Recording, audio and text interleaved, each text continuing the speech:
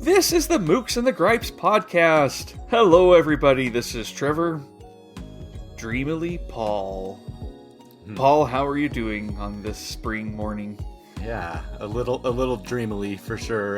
Kind of waking up. I think you and I have compared a few pictures. It's been a snowy spring for us, so that always kind of adds that weird, surreal element where one day it's, 85 degrees and the next day it's 35. But living in the West, that's what happens. But yeah. No, it's been going good. How you doing? Well, kind of the same stuff, just a bunch of weather fluctuations. It was snowing, and then it did get up into the low 80s, and now it's settled back into the, 40s and 50s, which I'm like, I just want a good spring, everybody. I don't need it to be snowing and then 85 degrees. I need it to be in the 60s and 70s high for some time at least, because I love that temperature. I love that time of year. But we finally have some flowers popping out of the ground, which is always a really fun thing at this time of year. We do too. I went on a little hike last weekend, and it was really cool. Along the side of the trail, there were all these little flowers starting to pop out. And it's one of those, even though it happens every year, there's always something kind of magical about that moment when you first notice it. And it's like, oh, it really is that time. It's lovely. Well, listeners, today we are going to be talking about Idylls. Idylls, not the golden calf or anything like that. Yeah, not American Idol. Yeah, and I'm looking forward to doing this. Did I spell that Idylls? It's Idylls. I'm just going fast here. So I'm looking forward to doing that. But before we get there, I do have a few things. First, when we told Open Letter Books who won the Open Letter giveaway, they came back and said, hey, why don't you, because we loved doing this so much, why don't you choose 5 other winners and we'll send them the forthcoming book they're most anticipating. I didn't go through and see what everyone's forthcoming book was. We'll handle that on the back end, but let's draw 5 winners, Paul. Let's just start this one out with a bang, because I think this will be a lot of fun. I love it. That was so nice of them. That's exciting. Yeah. And so I did this all through the random number generator. And here we go. Our first winner, Kit Mosinski. Our second winner, Robert Summers. Our third winner, Abigail Everett. Our fourth winner, Nina Lehman. And our fifth and final winner for the Open Letter giveaway this time around is Mike White. Congratulations, Kit, Robert, Abigail, Nina, and Mike. I'm excited for you to get these books that are coming out. I know, I am too. Yeah, I'll be curious. I'll have to dig around and figure out which ones they're going to be getting.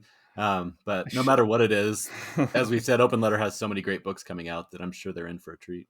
Yeah, for sure. I should have done that. I should have gone back through the emails, because what I do is I put a spreadsheet together with everyone's names as the emails come in, but I don't put down what books they talked about in the spreadsheet. But I am curious which ones these are. I'll be looking. I'll tell you who they are. Just that's right. Won't be able to spend the time this morning to go through the emails and look all these up and tell our listeners. But maybe we'll get some feedback though once they receive their books and read them. Maybe we'll get some. Yeah, it's exciting. Yeah, that'd be great. Well, thank you so much, Chad and Kaya. That was so nice of Open Letter to do that, and it's such a cool treat. We will be in touch so that you've won, since you probably this is a bigger surprise than just winning when a giveaway's coming. But yeah.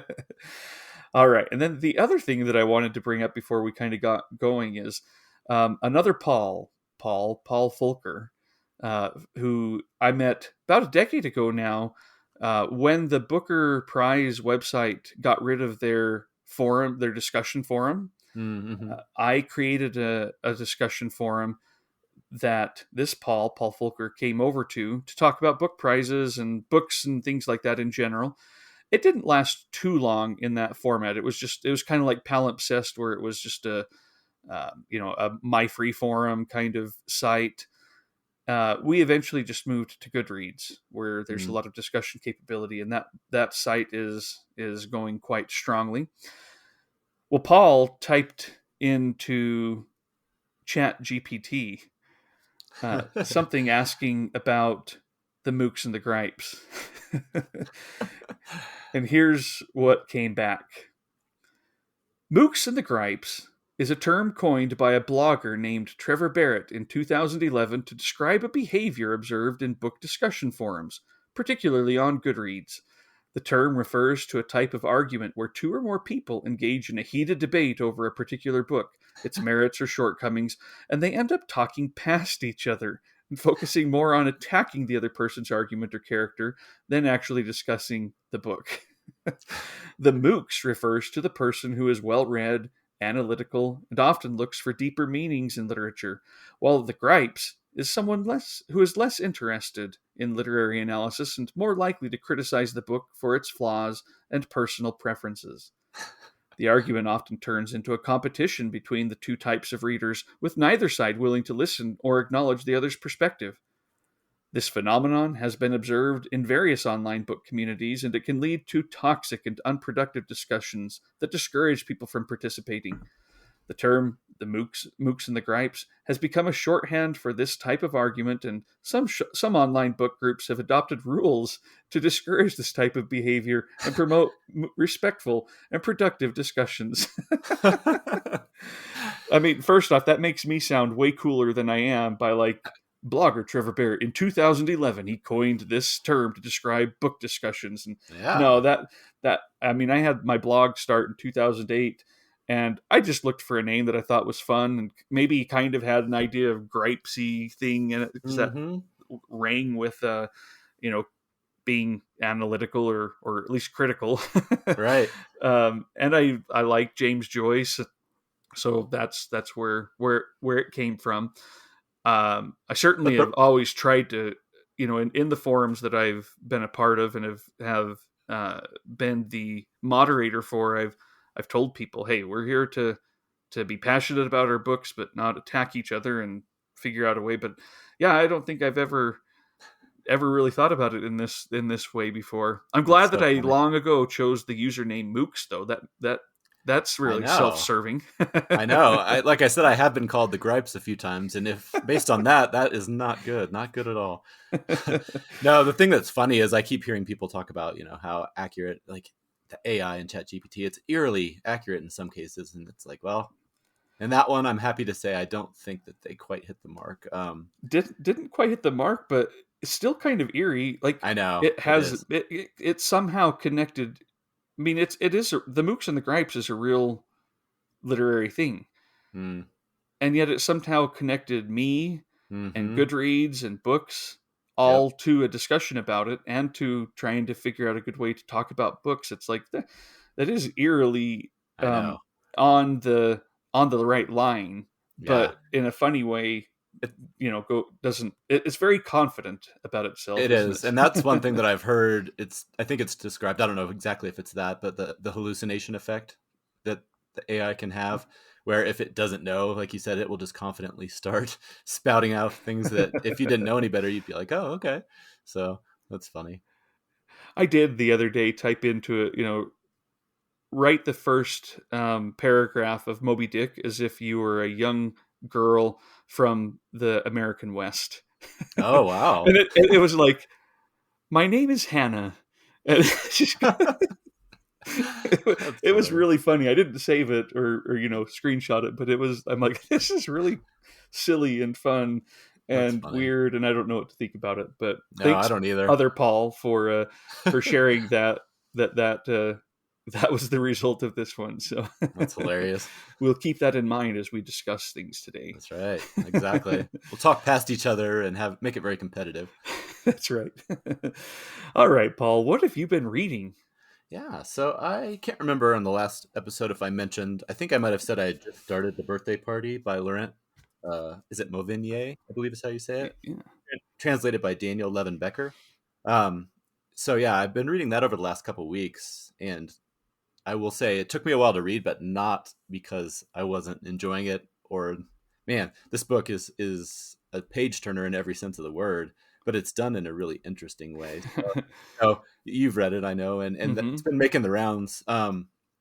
It's just, you know, I'm trying to think of like the best way to describe it without giving any spoilers, but basically it is about this man and his young daughter and his wife who live in this, you know, kind of remote hamlet in France called Three Lone Girls, and it is his wife's birthday. And so he is going about his day kind of planning for the party, and at the same time we also get to kind of live inside of the brain of the daughter and of his wife, and then eventually we move over to some other characters. But it's got there's also a neighbor named Christine who's an artist who plays a very prominent role, who lives right there in that little hamlet, and so it's just this very, you know, it starts out and you don't know quite what to think, but it quickly takes on a very menacing tone. There's someone in the neighborhood who is leaving these threatening notes, and there's, you know, quickly this kind of storm clouds start to gather and you don't know exactly what's going to happen, and then you start to figure out what's happening, and it's a, you know, very propulsive. All takes place in the course of one day. And I would just say that I think, you know, all the hype and excitement about it is very well justified. I really, really enjoyed it. I thought it was, you know, very different than what I was expecting going in, but it So turns you out that finished it. I did finish it. Yeah. So offline, I can ask you some questions Okay. I will because try. I have some threads that I didn't ever feel I could understand how they tied together, and Mm-hmm. that may have been the point, and I'm fine Mm-hmm. with that. But I Right. also just want to like I have asked a few people like, did I miss this, or is this really what Mouvier did? Mm-hmm. And so I'll ask you about Okay. that offline. But yeah, Yeah. I thought it was fantastic as well. It took me a Yeah. long time to read it too because it's a page turner that fights you to turn That's the right. page. No, it's true. And it's also, you know, I could have seen it being a slim, you know, a 200 page like Hmm. page turner that you just burn right through. But I mean, it's a big book for considering it takes place in one day. And if you just described what it's Yeah. about, you might think it wouldn't be, but it's almost 450 pages. And the one thing I will say is either I'm getting old or the font on this Oh yeah. particular book is tiny. I was It's like, oh, tiny. The okay.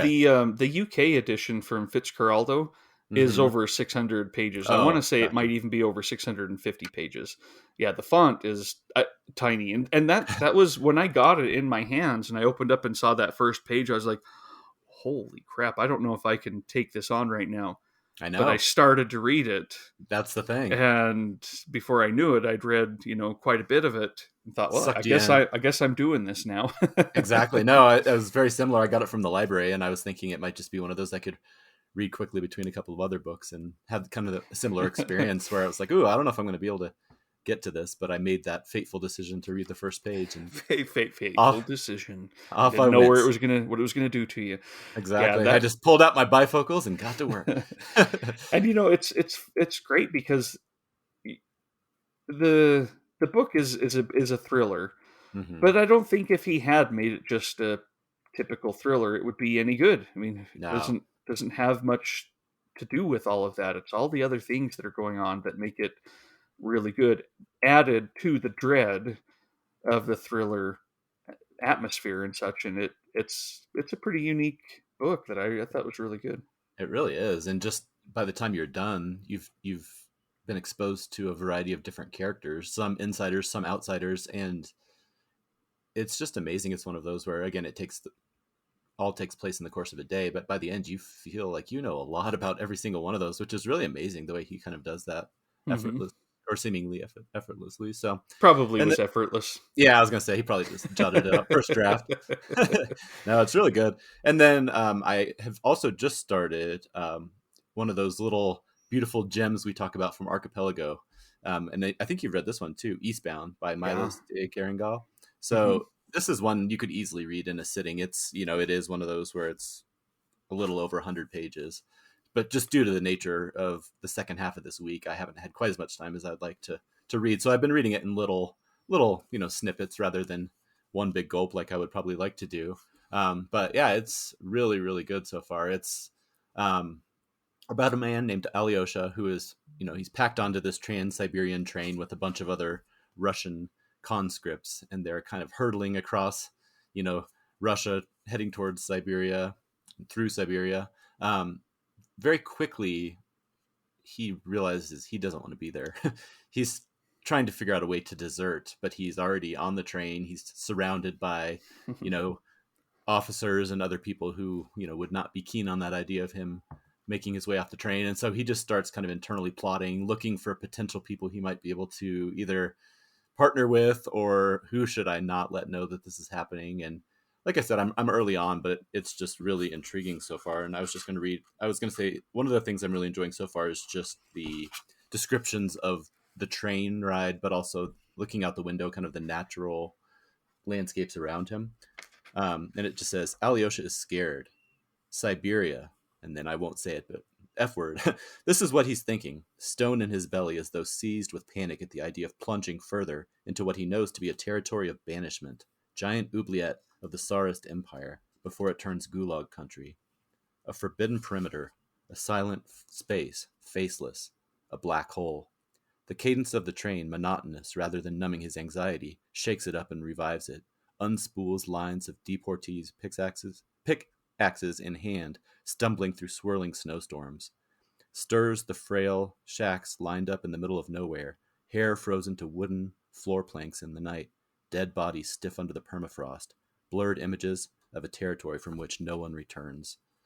And, like, there's just so many little parts like that where I was like, wow, you know, it's just amazing writing. So you have this internal kind of panic or plotting as he's trying to figure out what to do, but then it's kind of counterpointed with passages like that are just absolutely beautiful and haunting. So yeah, like I said, not too far into it, but absolutely loving it so far.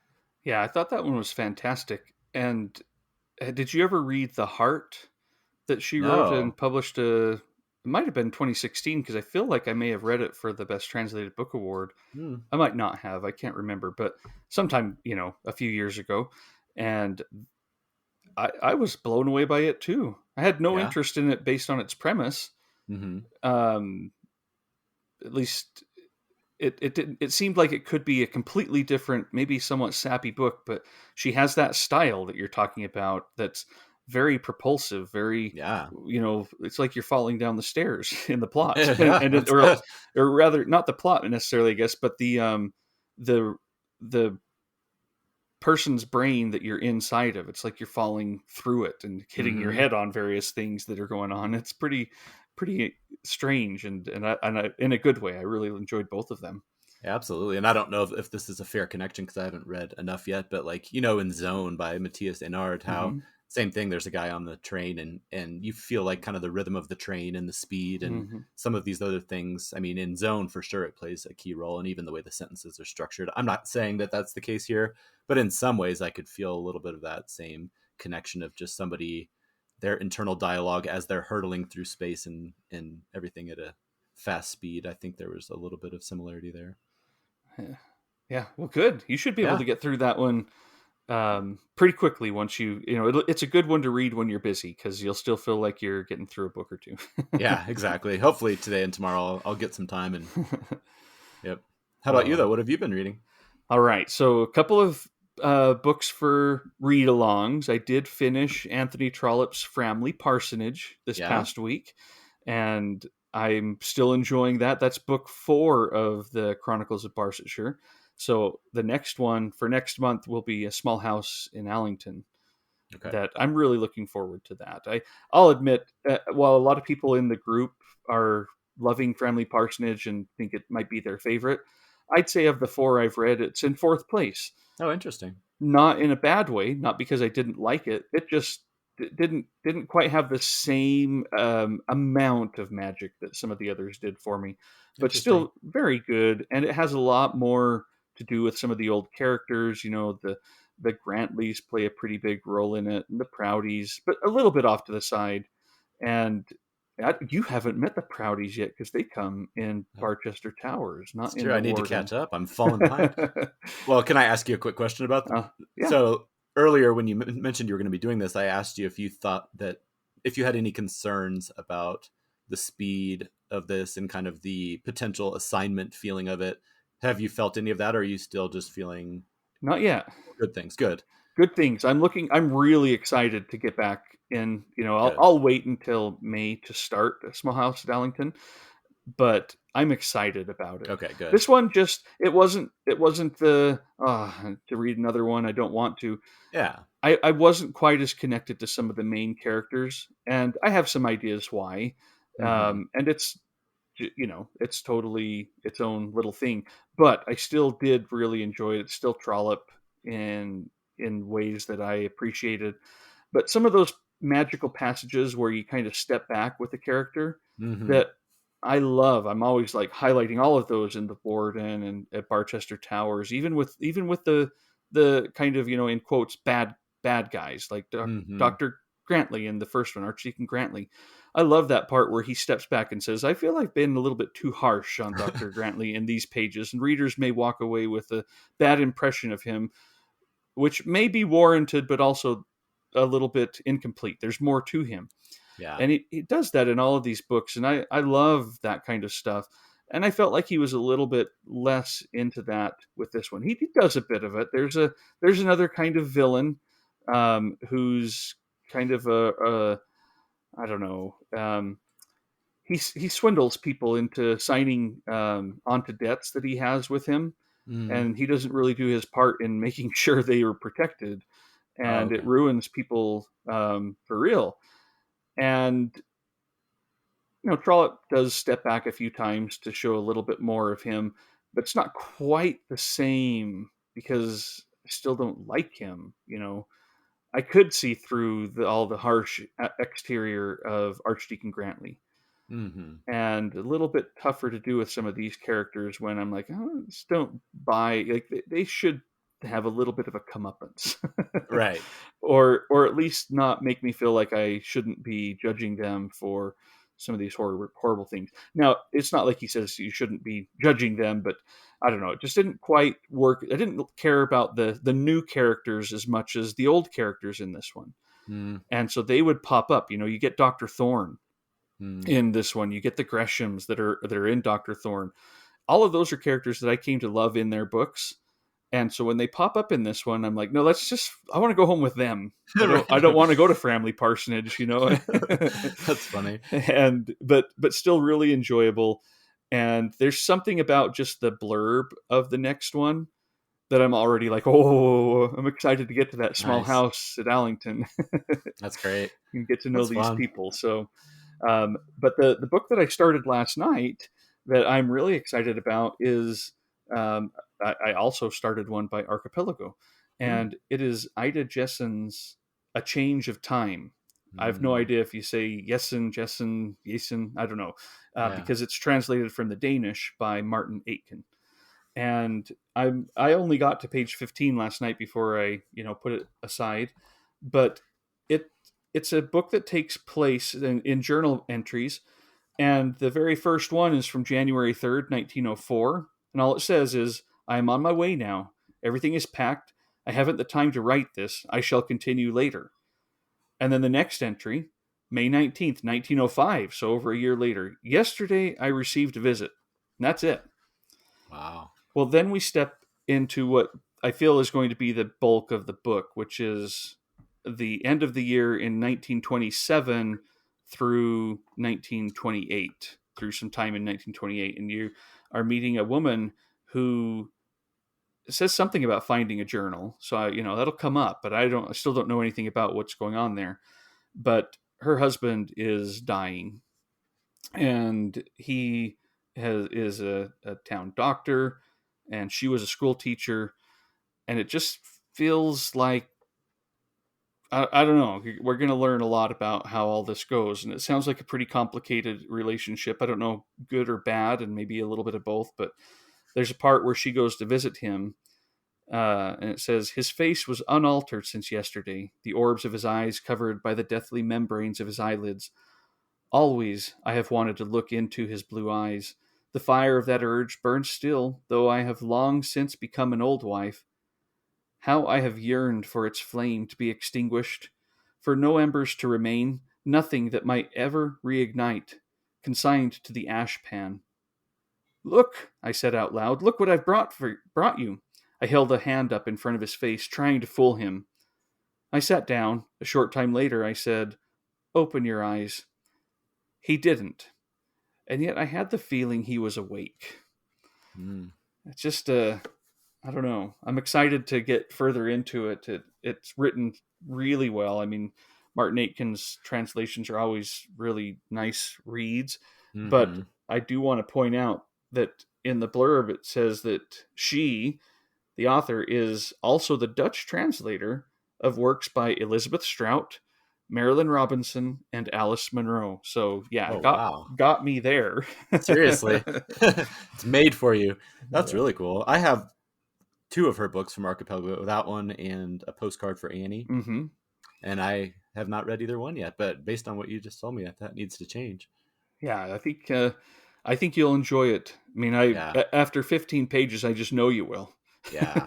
I know Kim McNeil is a big fan of hers, if I'm not mistaken, and I know that lots of Hmm. other people have really enjoyed her work. So yeah, that sounds Well, wonderful. well, and I'm a little bit sad because she does have other books in English, including one called The Children that came out about 10 years ago now.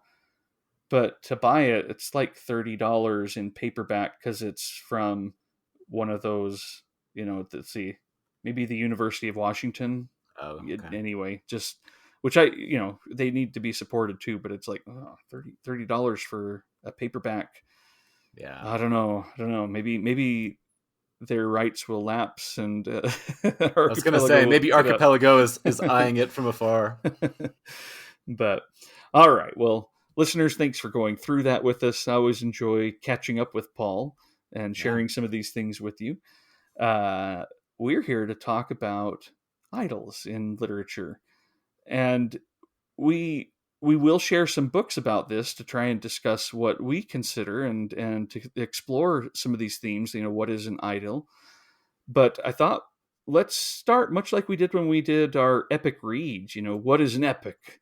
Mm-hmm. And realizing there's an old school literary definition of an epic, Yeah. but we kind of can broaden that and use it a little more generally today, which we do and which we did in that episode.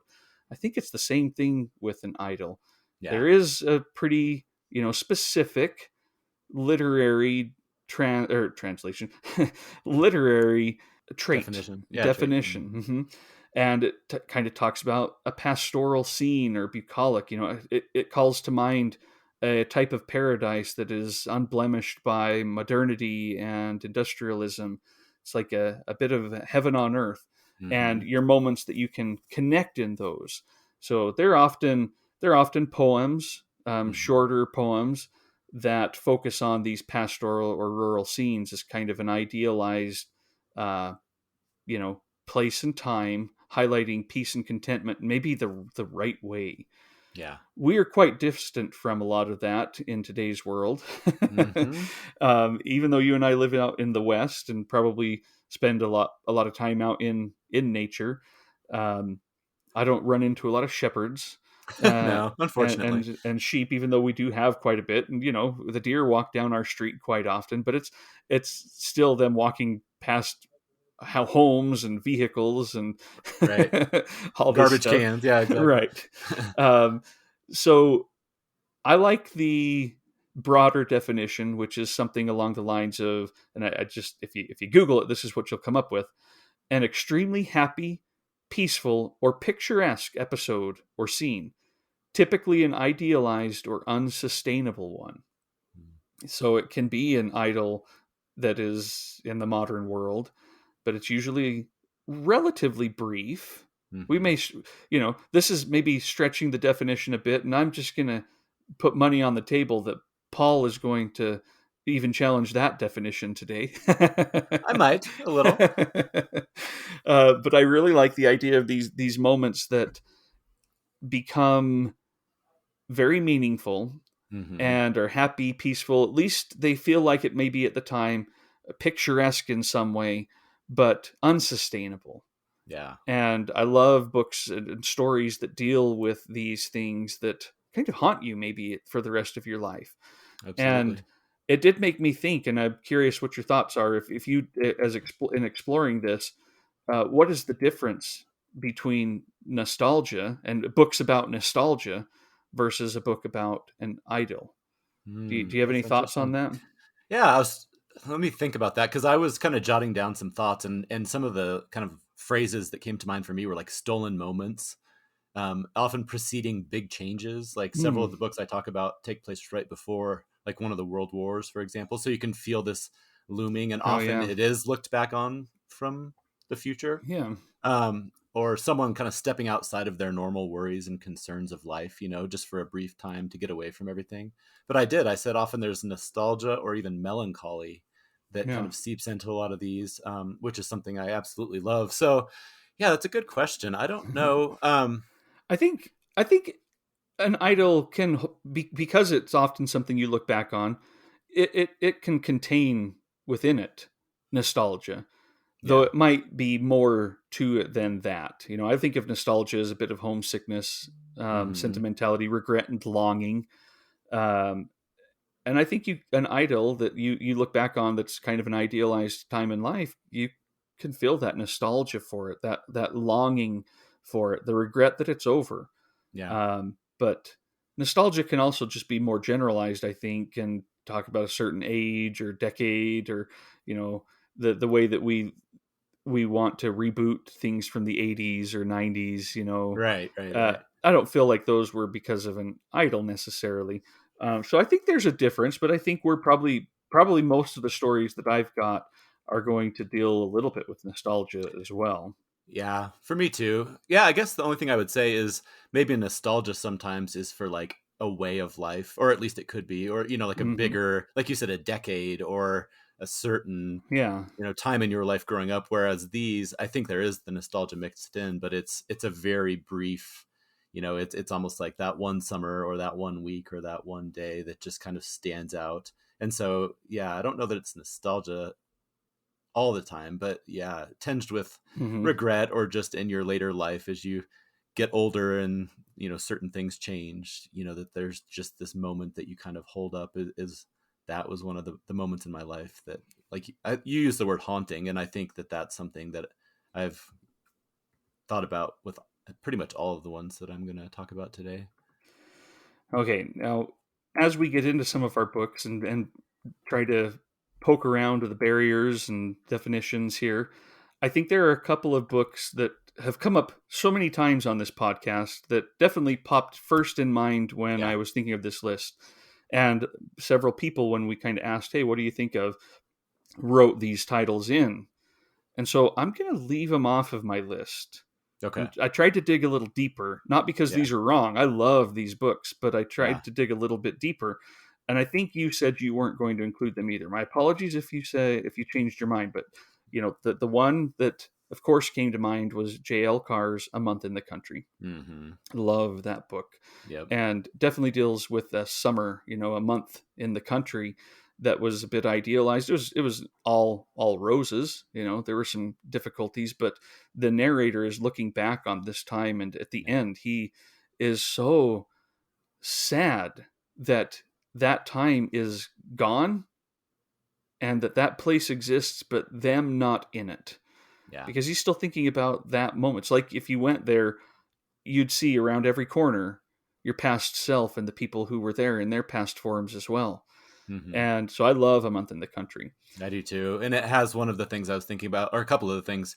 Often a lot of these are based around a place, obviously a Hmm. setting, but then not always, but often there is a romantic element, Yeah. a romantic idol. So that Yep. definitely ticks both of those boxes. And the next one will be the same. I don't think you put on your list, but again, if you did, just smack me around a little bit. I'll Okay, I I'll, will. I'll repent. Elizabeth von Arnim's The Enchanted April. No, because I haven't read it yet.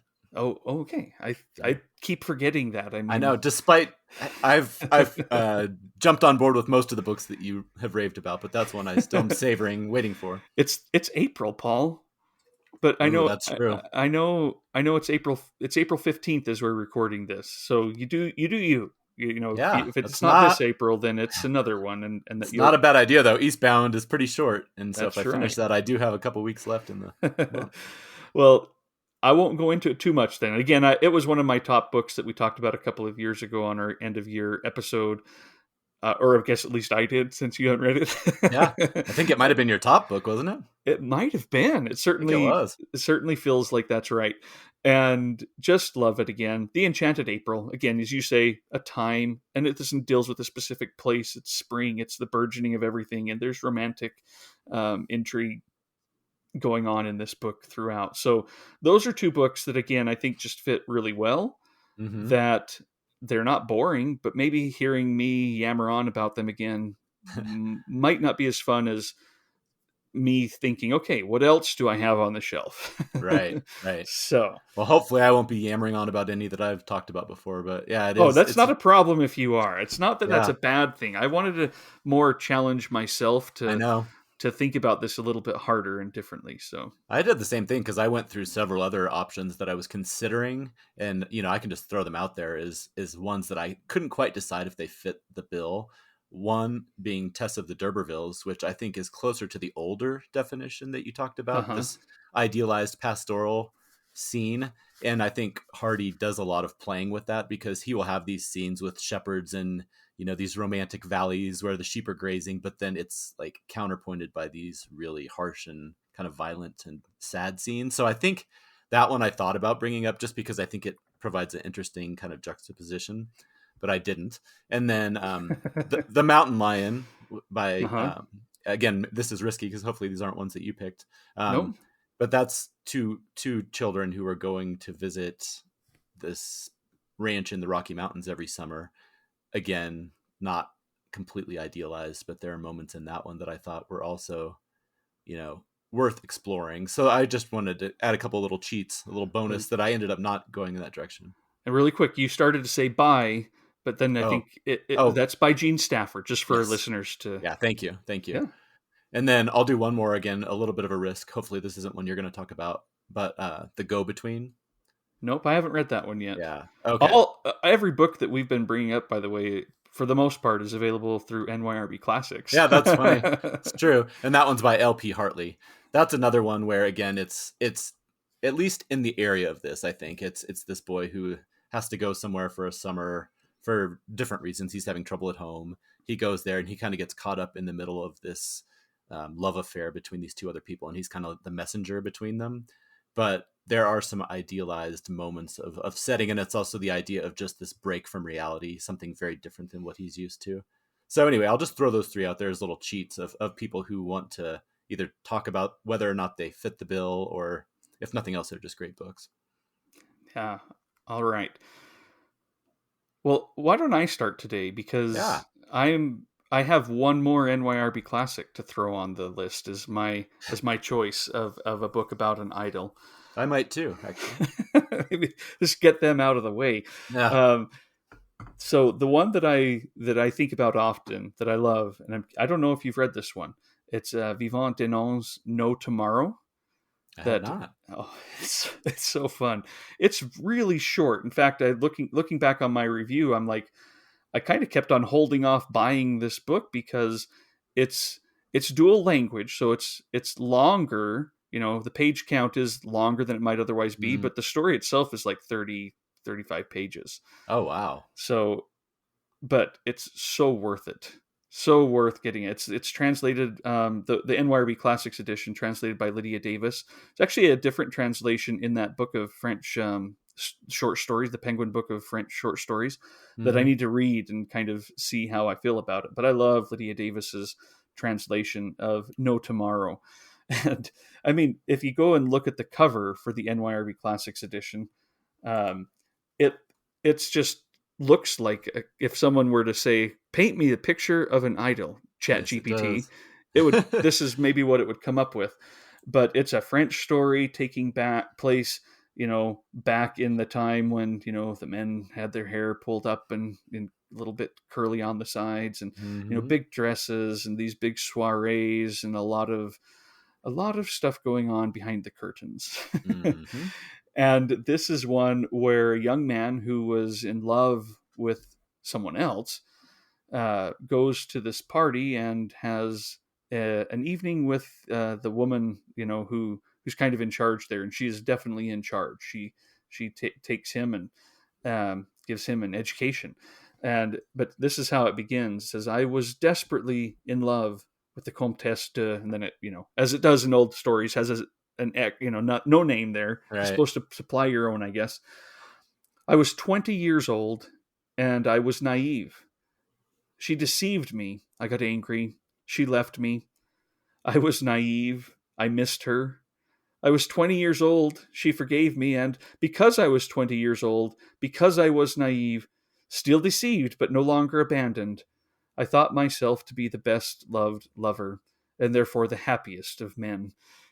And I'm like, okay, so there's a lot of stuff here Yeah. about that could be applied here. He's 20 years old. That's a great time for that summer or spring to be something that's formative, Hmm. and a bit of an idealized moment in your life. Naive, as he says he is. And here's someone looking back, sometime later to that period of life and remembering this night of no tomorrow. Um, because that's the best way to view an idol, right? Is that this isn't actually going to end. We have landed here in this dream, and it Hmm. doesn't have to end, but it's unsustainable. It is going to end, Yeah. and it's about so much more than this. But again, it's just a fun, quick story about this young man meeting up with this woman, and they start to kiss, and I like this part. It says kisses are like confidences.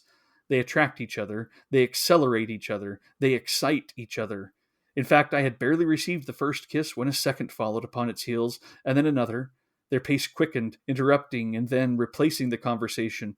Soon they scarcely left us time to sigh.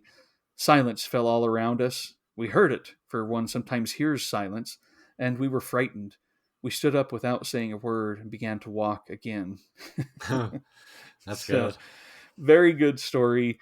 Um, Hard to not, a lot. The thing that I've also realized is so many of these stories that I have, the the essence of an idol is in the title. No Right. Tomorrow by Vivant Denon. Yeah, So, absolutely. No, that's sounds really good. You talked about the essence being in the title. How about this for my first book? It's one we've talked about before. The Fortnight in September by ooh, R.C. Sheriff. haven't It's read it right yet, there. but keep Oh, on wanting to. so good. I think we originally brought it up, or it was actually brought up by Jackie Wine when she joined us for our hotel episode. And I think we've even talked about it maybe briefly once or twice in other episodes. But this is just an absolutely wonderful book, and to me, it's kind of the epitome of an idol. It's about the Stevens. They're this kind of lower middle class family who live in London, and every year they take this 2-week holiday trip to the coastal town of Bognor Regis, and that's where Mr. and Mrs. Stevens first stayed on their honeymoon in a guest house called the Sea View. And so every year they return to that, and they, as their life has changed, now they have 3 children. There's Ernie, who's an elementary school boy. I don't know, he's probably like 6 or 7. Then there's Dick, who's an older son. He's like 16 or 17, and then 20-year-old Mary, who's their daughter. And both Dick and Mary are growing up. They're starting to have jobs and love interests and things, so they're starting to pull away from the family, as you would expect. And so that's one of the really interesting things about this is this has all of the history of them coming there ever since their honeymoon with small children, that one of those places that you return to every year, and it's this escape and this peaceful place. But right now this, potentially could be the last time that they're all together there, or one of the last times. And so it has this really interesting tension between nostalgia and the past and all these memories, but also looming in the background is the fact that this is kind of coming to a close, this chapter of their life. So I think because of all those complications, it's just a wonderful blend of both the hope and the optimism of a holiday as you're planning it and getting ready and everybody's excited. But it also has that melancholy that we talked about with the passage of time and how things are starting to change. So one of my favorite passages is Mr. Stevens, and I think it's like the night before they leave, and he's getting ready to go, and it's a wonderful little insight into who he is as a person. And it says, Mr. Stevens was not an unduly sentimental man, no more so probably than the average. It was only that by instinct he had taught himself to relieve the drabness of his days by painting red letters to all that could possibly bear the title. It was entirely by instinct that he did this, entirely subconsciously, for he would have been the last to regard his life as drab. It would be more just, perhaps, to say that he had the gift of establishing domestic occasions, which do so much to strengthen the links of a home. New Year's Eve, Going Away Eve had titles of a delicate meditative read, the former because of its wistful plea to strengthen fading hopes, the latter because it heralded the yearly release of emotions which Mr. Stevens neither wished nor sought to analyze and understand. And this is a part I really like.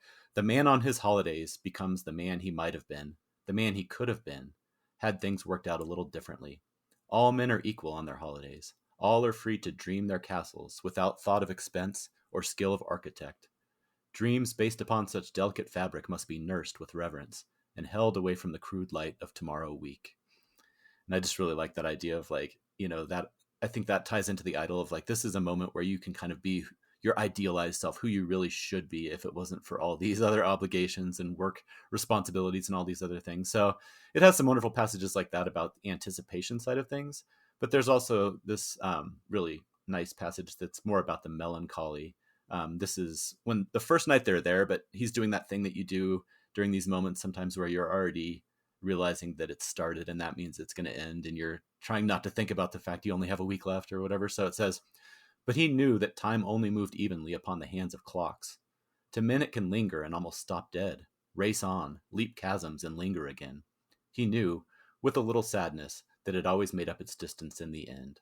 Today it had traveled gropingly, like an engine in a fog, but now, with each passing hour of the holiday, it would gather speed, and the days would flash by, like little wayside stations.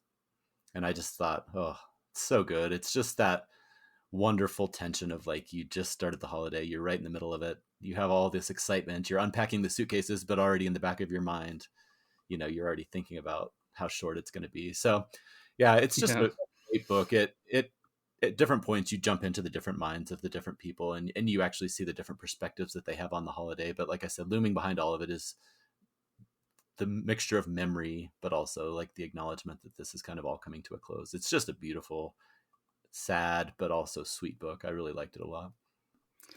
Well, for my number 4, I'll follow that up Okay. because it's true. These idols, or these holidays and moments where you're like, I'm stepping away from real life for a little bit.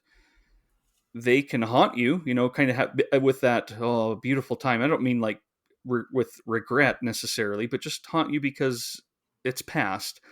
But the idol itself, while you're within it, can be haunted by its own end. Mm-hmm. That sense of, time needs to actually stop here for a little while, as you're saying, with Fortnite in September. And so I'll pull up one of mine that is goes kind of similar. And I've talked about this before, but I don't remember exactly how much or when it was. But Stephen Milhouse's short story "Getting Closer," about a young boy. It says exactly what his age is, but I didn't go back and reread it. He's young. He's 10 or 11.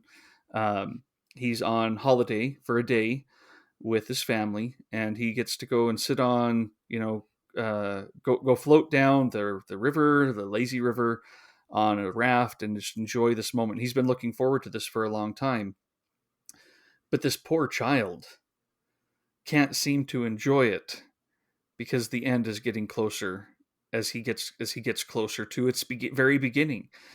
And there's a part that he's sitting here and he goes, if he goes into the river, he'll lose the excitement, the feeling that everything that matters, because he's getting closer and closer to the moment he's been waiting for.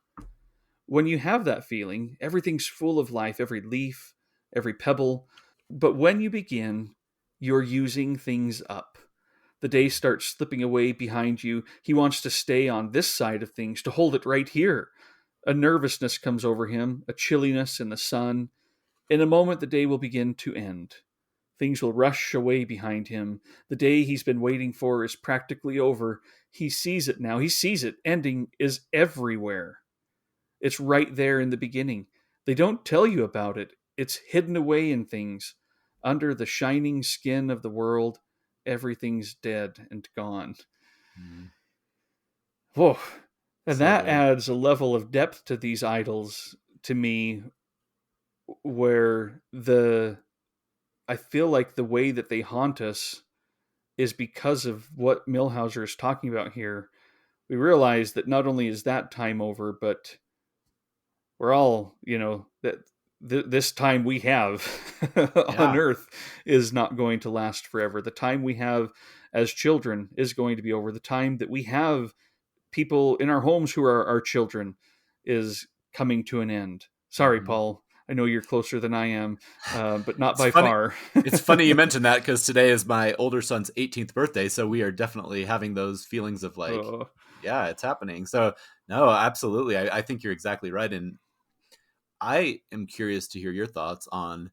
I think there would still be a lot of power if this was only focusing on the beauty and the moments, hmm, the positives. But to me, the big one of the big allures of it is that tension because I think that's what hmm. makes it interesting. I mean, I'm sure there are plenty of examples of stories that I love that are just the fun and just the vacation or whatever without that.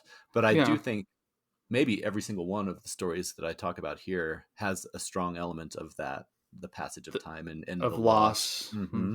Well, Vivant Denons might be the outlier for me because No Tomorrow is really so much more fun than it is Yeah. regretful. Yeah. And I feel like he's able to continue, even though he's moved on in life, he's able to continue to look back on this evening as a source of restoration, as Mm, a source of joy and pride and all that. But the rest of mine definitely have that sense that something was lost, for various reasons, for sure. yeah. But yeah, I think Millhauser just nails it on the head. I love this story getting Remind me which. closer. Do you know which collection that's in? I think you told me before, but I don't know if you know off the top of your head. I'm not sure if it was in We Others, Okay. but it was published in the New Yorker in 2010, 2011. I'll Okay. find that out and I'll put that when I put in the show notes Steve Millhauser's Getting Closer. I'll also put what collection it's in Okay. within Because that line. I need to read that one. That sounds absolutely wonderful. It's very short too. Yeah. Fittingly. Exactly. Well, speaking of short stories, my second choice is another short story. It's Brokeback Mountain by Annie Proulx, which appears in the collection Close Range Wyoming Stories. So to me, this is, just the epitome of a romantic idyll, one of those brief but really powerful times in people's lives that kind of haunt them for the rest of their lives. So, a lot of people probably know this one either from the story or from the wonderful Ang Lee movie, but it's set in 1963 and it tells the story of Ennis and Jack. And it's these two guys who are hired for a summer to kind of tend flocks of sheep. So there's your shepherds in the mountains of Wyoming. And during their time on the mountain over that summer, they have an affair before they then have to return to their kind of quote unquote normal lives. And what I found so powerful about this book is kind of Annie Proulx is so understated in the way that she presents things through dialogue and her descriptions, where it's very matter of fact about their relationship and both the power and the beauty of it and the violence even sometimes. But she makes it clear through their dialogue and their actions and also the perspectives of others that are in the story that at this time and in this place, this is also a very illicit thing that is not necessarily, looked on kindly by society. But despite all that, she has just these beautiful moments, that they're up on the mountain and at first they're just kind of coworkers, but then they start to form this relationship as they're sitting around the fire and drinking and having dinner and singing songs and stuff. And there's just a nice passage here. It says, "The summer went on and they moved the herd to new pasture, shifted the camp. The distance between the sheep and the new camp was greater and the night ride longer. Ennis rode easy, sleeping with his eyes open, but the hours he was away from the sheep stretched out and out. Jack pulled a squalling burr out of the harmonica, flattened a little from a fall off the skittish bay mare, and Ennis had a good raspy voice. A few nights they mangled their way through some songs. Ennis knew the salty words to Strawberry Roan. Jack tried a Carl Perkins song, bawling, "What I say, yea, yea," but he favored a sad hymn, "Water Walking Jesus," learned from his mother, who believed in the Pentecost, that he sang at dirge slowness, setting off distant coyote yips. And I just, there's so many nice passages like that where, of course, with the movie and everything, it was all about, the sex and all that side of it. But this is just such a beautiful, the beginnings of a relationship where they're both trying to figure out these complicated feelings that they're having, but it's got a sweetness to it too, Hmm. mixed with everything else that I really, really like.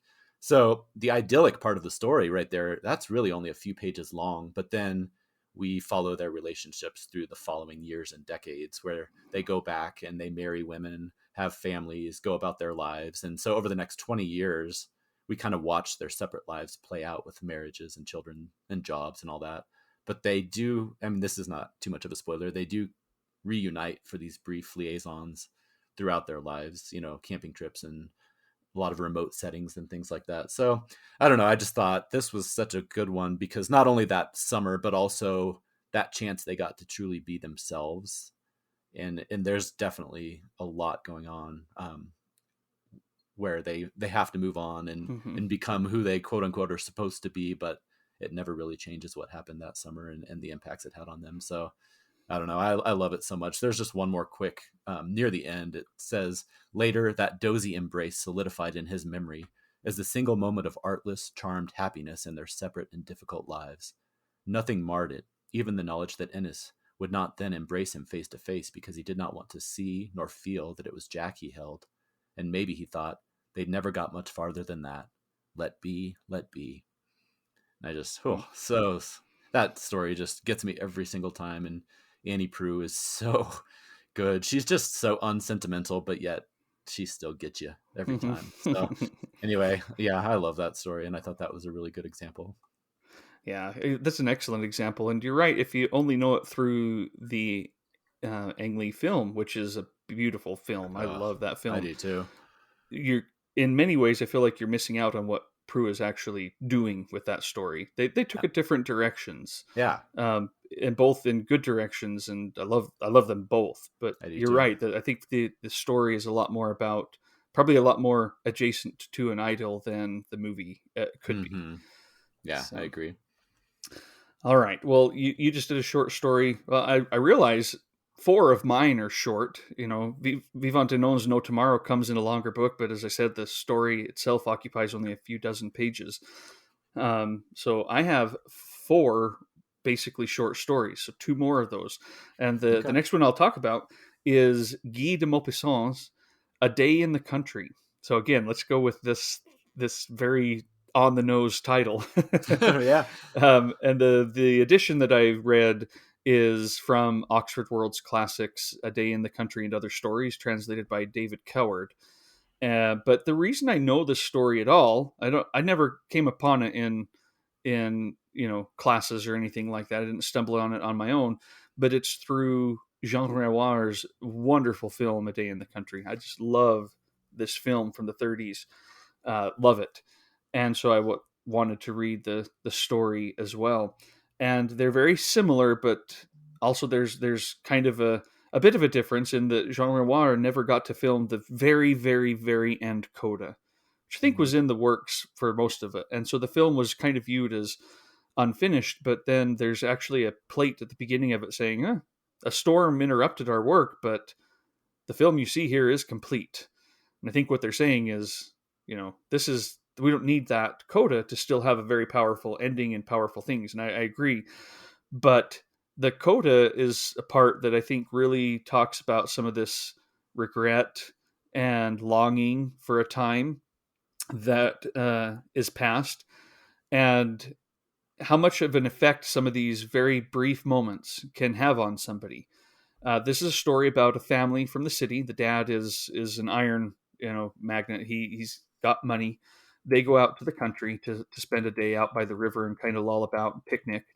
And there are some men out there in the country who there are two of them, and they're like, "Oh, look at this family that's come to town," which is a mom, a dad, and their daughter who's 18 or 20, is what the story says. And the two men say, "Why don't you guys come out on? We'll take you out on the river." And the dad's half lazing about and taking a nap, doesn't want to go, but the daughter and the mom go, and well, things happen for both of them, but particularly for the daughter. That's who we're following, and it's a brief moment with someone that she doesn't even really know, but there's something to it that makes this so memorable and shocking to her. It's never entirely clear if it's good or bad, but it is something that stays with her so much that uh, a little bit later, she the man who is with her, the oarsman, the guy who takes them out on the river, um, he goes to that spot quite frequently, afterwards, and once he gets there, and there she is. Says just as he was beginning to tell her how much he loved the place and how often he came there on a Sunday to get away and think back to times gone by, she looked long and hard into his eyes. I think about it every night, she said. Come on, ducks, said her husband with a yawn. Time we was making tracks. And we Mm, knew before this that she'd gotten married in the interim. But how much that says about this particular time and what she felt there versus what she's feeling, in her current life mm, in the city. This one might be my most pastoral of all of them, where you can kind of get away from all of that and this sense of duty and, our roles and maybe escape that. So from that perspective, it can be a fairly positive thing. But there's also parts where you're like, you just don't know. It's complicated. yeah. It's complicated in the film version as well. But I do love this story because of how much you're like, I can't nail it down entirely. Why does she want to go back there? It was a day in the country with someone she doesn't know, never met again, really, in many ways. And yet, what does that represent for her? Mm, Maybe passion, but not necessarily. I don't think with that person, you know, something else, something about possibilities in her life that she's lost yeah. at this point. That childhood is over and done, and she'll always, I think, look back on that moment as a moment of somewhat freedom. But again, more complicated than that. I love when that moment ends. This is going now, stepping back into the story a little bit further. They were both very pale as they left their bed of greenery. The blue sky seemed to them to have grown dimmer. They did not feel the glare of the burning sun. They were aware of solitude and silence. They walked quickly, side by side, not speaking, not touching, for they seemed to have turned into irreconcilable enemies, as though a sense of loathing had come between their bodies and hatred separated their minds. He just, Guy de Maupassant just puts these complicating factors where someone else writing this might want to idealize every aspect of it. He's not. He's making sure it's known that this was probably traumatic as well. And maybe Yeah. that's a reason she thinks about it a lot and soberly looks the man into the eyes and says, I think about it every night. It's not pure longing. There's something else. But this moment, and I do look at it as it can be the other as well, a very positive idol, that's why she goes back. But again, a more complicated look, I think, at an idol than maybe you expect when you sit down with this little French story. Again, kind of Yeah. like Vivant du Nom is about a little bit of a fleeing, um, but very powerful. Yeah. You're introducing me to some ones that I am aware of, but I've never read. So I'm going to have to go mark these and get to them. That sounds absolutely wonderful. What you said have, about, oh, go ahead. have you ever seen the film? No. I wonder if it's on the Criterion Channel. It's a Criterion release. Okay. I'll have to If go it check that if out. it's on the Criterion Channel, yeah, you've got to, Paul. You've Yeah. got to. You mentioned a word that I almost said it right before you did, possibilities. I think that is a Hmm. really important word in many of these stories. Like you said, it's not always the regret of the specific thing that happened, but it's the closing of potential Hmm. paths or freedoms or however you want to look at it. But it's the idea that time kind of closes doors or narrows passages or takes you in certain directions that I think is really intriguing about a lot of these. It's like some alternate reality. You get to continue living the life you started in that idol, Mm-hmm. but in the Yeah. one you're in, it was unsustainable and it's over, and you can see that, and that, yeah, it's. Mm-hmm. Oh, that sounds really good. Well, my third book is another holiday book, but I will say that I think it has a lot of similarities with what you just described, where there's a surface that you see, but there's also a lot of complications going on, and it's To the Lighthouse by Virginia Woolf. Um, I think it's complicated because on the surface, it is very idyllic in many ways. You see this family, they are staying at this summer home. They have, their friends and different people are coming out to visit them and they're having all these dinner parties and they're painting out on the lawn and everything. But due to, Virginia Woolf's masterful way of getting us into people's heads, we are exposed also to the turmoil and the truths that are kind of bubbling under the surface. So I thought it was a really interesting combination of these idyllic surfaces, but the realities that are kind of, going on beneath the surface. So I mentioned earlier that there were several of these books that took place right before big moments in history, and this one is set just before World War One. So yeah, it focuses on the Ramsey family, Mr. and Mrs. Ramsey, and their 8 children, and they're spending time at their summer home in the Hebrides. And like I said, there's lots of holiday moments. As you know, again in the title, they're planning this trip to the lighthouse, which in particular their youngest son is really, really looking forward to. They're hosting all these guests and having these big elaborate dinner parties. So you get the food and the conversations and all the different games that spring up when you're on vacation and things. So there's that idyllic side of things. But again, there's also the other stuff that's going on. So the passage that I was going to mention was, you know, they're all gathered around the dinner table and Mrs. Ramsey is kind of sitting there and it's candle lit and she can see everybody's faces. And she's having this moment where she's looking at this really elaborate dessert that's been put out. And she's talking about the dessert here. And she says, "Thus brought up suddenly into the light, it seemed possessed of great size and depth, was like a world in which one could take one's staff and climb hills, she thought, and go down into valleys. And to her pleasure, for it brought them into sympathy momentarily, she saw that Augustus, too, her husband, feasted his eyes on the same plate of fruit, plunged in, broke off a bloom there, a tassel here, and returned after feasting to his hive. That was his way of looking different from hers, but looking together united them.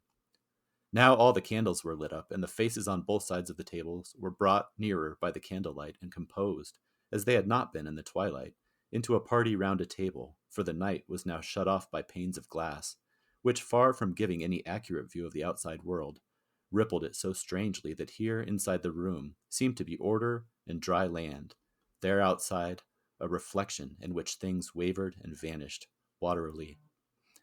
And I just think that's so beautiful. It's this moment of, there's a lot of that going on in this book where there's this moment where they're kind of inside this little cocoon, but like she says, the outside is still there. But for this one brief, due to the candlelight and the way the glass is reflecting, it's like this little safe cocoon that is, you know, giving her these feelings where she's kind of, her and her husband don't always get along, but in that moment, they're both looking at the dessert and they have this common moment where they share something. So I think that that is really fascinating. But then a little bit later, after this scene, it says she's getting up to leave the room. And it says, with her foot on the threshold, she waited a moment longer in a scene which was vanishing even as she looked. And then, as she moved and took Minta's arm and left the room, it changed. It shaped itself differently. It had become, she knew, giving one last look at it over her shoulder, already the past. And I was like, oh man, that just gets you. It's tying into what we were already talking about, but just that idea of, in the moment, you have these little magical times, but even as you leave that room, that will never happen again. And so, you know, this book is divided into 3 sections. The first section is all about that party and everything that's going on. But, you know, I think I won't give away too much, but anybody who's read this book knows that the second passage, so the first passage or the first section takes place all in one day, and it's a big chunk of the book.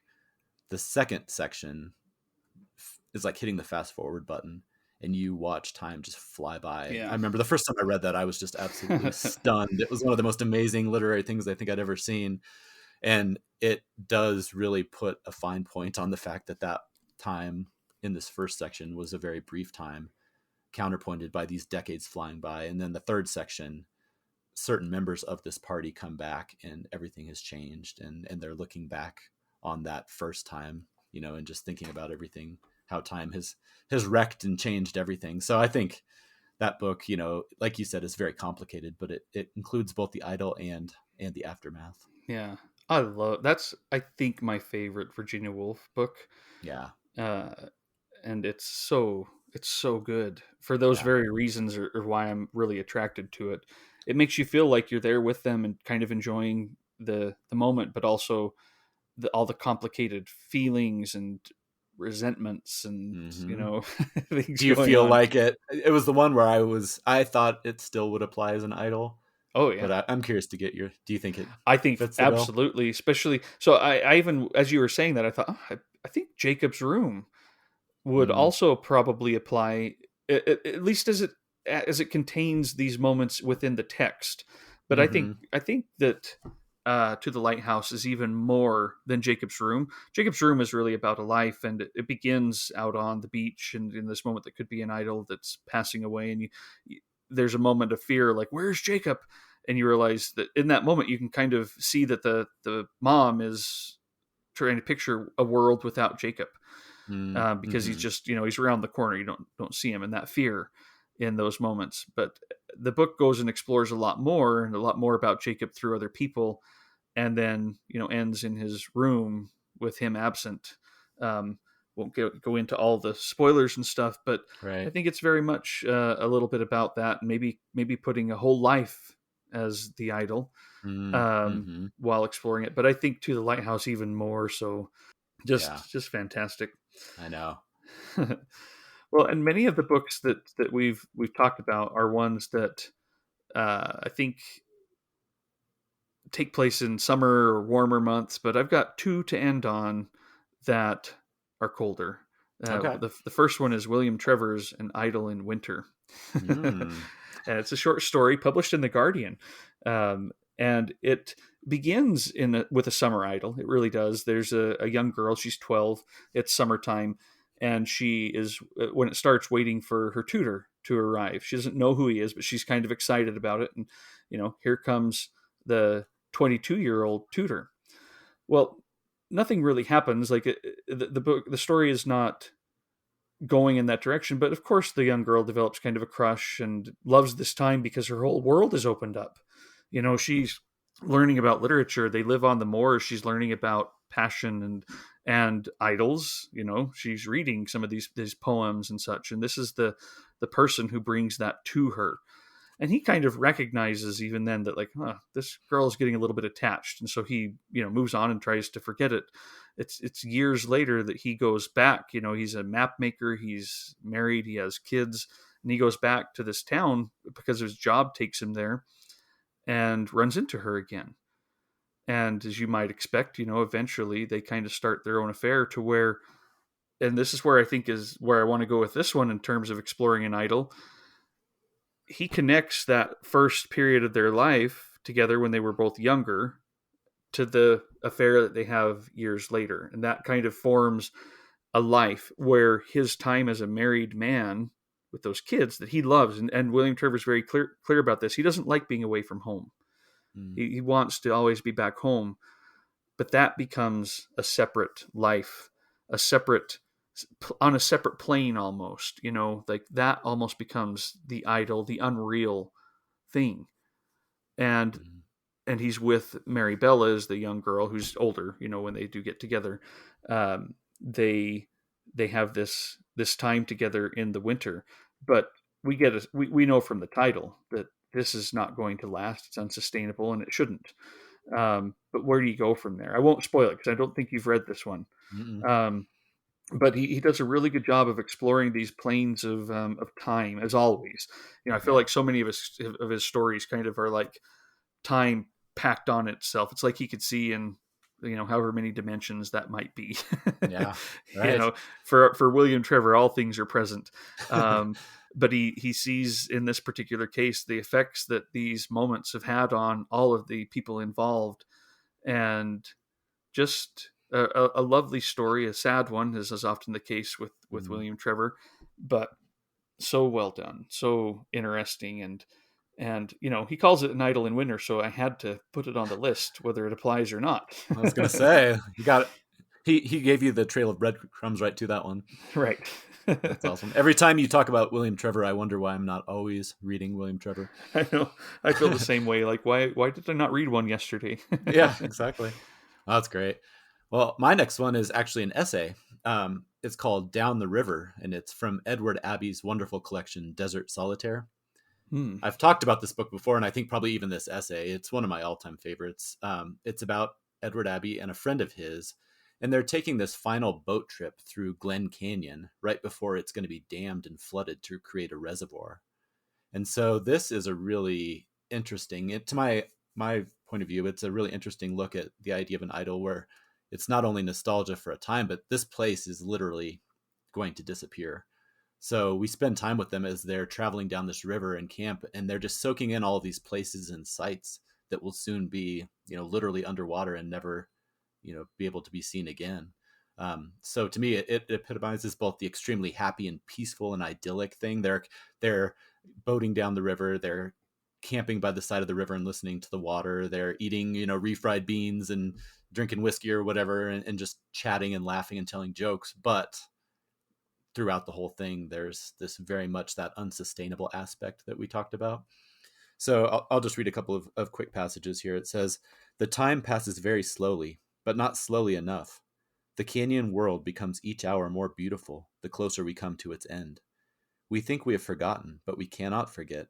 The knowledge is lodged like strontium in the marrow of our bones that Glen Canyon has been condemned. We refuse to think about it. We dare not think about it. For if we did, we'd be eating our hearts, chewing our entrails, consuming ourselves in the fury of helpless rage, of helpless outrage." And I thought that was just like, you're just railing and you're so angry and upset, but there's just the inevitability of something that you can't change. And then just one more real quick one. It says, "The sun is gleaming on the pool, on the foam, on the transparent waterfall. I dive in, swim under the fall, and take a soapless shower.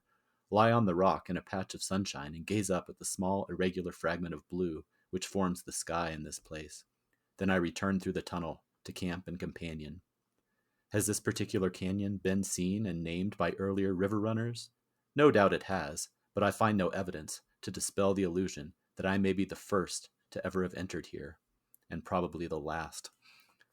And so I don't know, that story or that essay to me is just amazing. It's got beautiful nature writing. It has a lot of the elegiac quality of a lot of nature writing in our current environment, where due to climate change and the fact that dams are being built and things are being paved over, it has that idea of kind of nature as idle, and the idea that a lot of these things that we're seeing are literally disappearing right before our eyes. And in this particular case, very literally, within, I don't know if it's weeks or months, this is all going to be gone. So they're looking at this. They may be the last people to ever look at some of these things. So, but again, it does have still that kind of, there are moments of pure joy and beauty and the simple pleasures of life of just sitting around a camp with a friend and talking and everything. But with all of that looming over it, it's just, to me, I thought it was a perfect example. Ooh, nice. Yeah. I haven't read that one still. I have the book. I've had it for Yeah. some Oh, time, but I love it so much. And another one with somebody floating down a river. See, we're there you creating go. these connections. That's right. How many? It's funny with their epic reads. Like every book has Napoleon in it if it's epic. Right. Apparently, in this one, everyone has floating down the river. Mm-hmm. Well, not my next one. My next Okay. one, maybe I go out of bounds on. Okay. You be That's all the right. judge. You can push back. It doesn't take place in spring or summer or even fall. These wistful times of year. It takes place on the last daylight hour of a December afternoon, more than 20 years ago. Mm. I was 23, writing and publishing my first short stories, and like many a Bildungsroman hero before me, already contemplating my own massive Bildungsroman, when I arrived at his hideaway to meet the great man. This is Philip Roth's The Ghost Rider. Oh, yes. I thought it sounded familiar. It's hard to, there's so much that goes on in this story that it might not naturally become an idol. So this is me making my final argument for a Okay. different definition, or at least this fits in the definition. Again, it's the last daylight hour of December. He's spending a night. This is Nathan Zuckerman, the protagonist of many of Roth's novels, kind of an alter ego, and he's going to meet an author that he worships. Go to the hideaway of this author up in Massachusetts, and it's the home of E.I. Lonoff, who, I think many people have said that's Roth's stand-in for Bernard Malamud, his kind of heroic living author that he went to visit when he was young and spend this night with, and thinking about, oh, here I am about to become, in the inner sanctum of the great author. Well, how can I leech off of this and keep this going in my career? This is a big moment for me. And it just doesn't go the way that he thinks it's going to go in the weirdest ways. I mean, there's a whole part of this that is about alternate histories and alternate worlds and exploitation of characters and people in real life as you're writing. And I'll let readers who haven't read it discover that on their own, because it's important to the book, and it's one of the reasons it's so fascinating to me, is what Roth through Nathan Zuckerman is doing here, and talking about the Jewish identity and this desire to be a great author, and to snag things from your real world. But I think this book also explores how sometimes you go into these moments that you've already idealized even before you get there. I get to spend me, this young writer who's barely put out anything, gets to spend some time with this great writer, and it's worse than you could imagine, and it almost makes you regret that you did it, because it shatters that illusion. And so I think this is a book that shows that an idol can be shattered at the end, not just through its ending, but because you realize everything that you had put into it, it was actually unsustainable, because it was never going to be those things. He sees too much reality in this life. He sees that Ei Lanoff, as he puts in at one point, he says, little children don't realize that underneath a big blowhard who rolls on the floor and makes them laugh, there can be somebody who makes other people cry. Mm. And this is a really painful book, especially the way that Roth writes the ending, which I talked about a little bit ago on another episode, when Hope, Lenoff's wife, who's almost more like a maid, it's a really horrible relationship, but at the same time, she has a higher calling to serve this great man. It's almost like Casaubon and Dorothea in Mm. Middlemarch. Um, but it's so sad, and the way that Roth writes her ending, as she's walking down the road at the end in the winter with boots that are barely on and clomping, and when she turned into the road, she immediately passed out of sight. But then, of course, she wasn't very big to begin with. And it's like, this is a moment for this young author to think, is this who I want to be? Am I really going to just, in order to become the great author, become kind of a monster at the same time? And this ruining this idol of, I can just go here and write and observe, but to realize the lives that can be affected by it.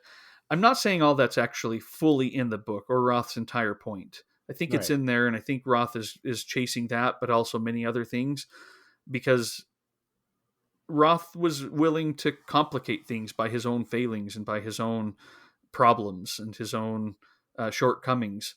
He explored those in these books, and I think he's definitely doing that here. We know that he didn't necessarily have always the best relationships, Right. and didn't always treat women the right way or anything like that. But here is a story where he's in some ways confronting a moment where he could have maybe realized that, Mm-hmm. because this perfect life, if I get to go and be a reclusive author, is kind of shattered by the reality of, these are humans, they're hurting each other, and ugh. Yeah. No, you sold me. I absolutely think that. I like what you said. The idol that is created is in his own mind before he ever gets there, Mm-hmm. and I like that. I think that that's another. Me. I always like the complicated. I think if any of these became too simple, it could get predictable and kind Mm-hmm. of boring. So I think that, and it's kind of interesting. In this case, I think two versions of idol, IDOL. That's being Yeah, yeah. created and shattered alongside the other one. So I think that's kind of interesting too, where, like you said, so much of it was him building it up in his mind, both what this retreat or this conversation would be like, but also the person that he thinks that guy is, and then both of them come down in ruins. Oh, I like how Yeah. you tied it to the other idol. Thanks, Yeah. Paul. Oh, sure, Way, sure. way to do that. Well, my last one, I think I know that you'll be able to talk about this one, and I was kind of afraid we might both do it, but it's I think this is a very straightforward one. A Time of Gifts by Patrick Lee Firmer. I think this is I thought about the it. epitome of an idol. You know, Everybody probably knows by now, but at the age of 18, Patrick Lee Firmer, he kind of set out from London on this epic walk, this big journey to walk to Constantinople. And this is the first book in the series that kind of follows him along that path. And so, we talked earlier about the looming war. That plays a huge role in this, and is part of what makes it so idealistic. Um, the fact that he is walking across Europe a few years. I mean, it's already starting to change, but a few years before massive changes are going to take place. And so this is written in the foreword. He is looking back on this time. He rediscovers these letters and journals, and it's got that interesting looking back at it from, the other side of the war. So he realizes just how much everything was about to change as he looks back on it. But at the time, he is just idealistic, excited, rearing to go. So this is very near the beginning, but I just love this passage. It says, this is when he just sets off. My spirits, already high, steadily rose as I walked. I could scarcely believe that I was really there, alone, that is, on the move, advancing into Europe, surrounded by all this emptiness and change, with 1,000 wonders waiting. Because of this, perhaps, the actual doings of the next few days emerged from the general glow in a disjointed and haphazard way. I halted at a signpost to eat a hunk of bread and a yellow wedge of cheese sliced from a red cannon ball by a village grocer. One arm of the signpost pointed to Amsterdam and Utrecht, the other to Dordrecht, Breda, and Antwerp, and I obeyed the latter. The way followed a river with too swift a current for ice to form, and brambles and hazel and rushes grew thick along the banks. Leaning over a bridge, I watched a string of barges gliding downstream underneath me in the wake of a stertorous tug bound for Rotterdam, and a little later an island, as slender as a weaver's shuttle, divided the current amidstream. A floating, red-fringed spinney, it looked like a small castle with a steeply pitched shingle roof and turrets with conical tops emerged romantically from the mesh of the branches. Belfries of a dizzy height were scattered haphazard across the landscape. They were visible for a long way, and in the late afternoon, I singled one of them out for a landmark and a goal.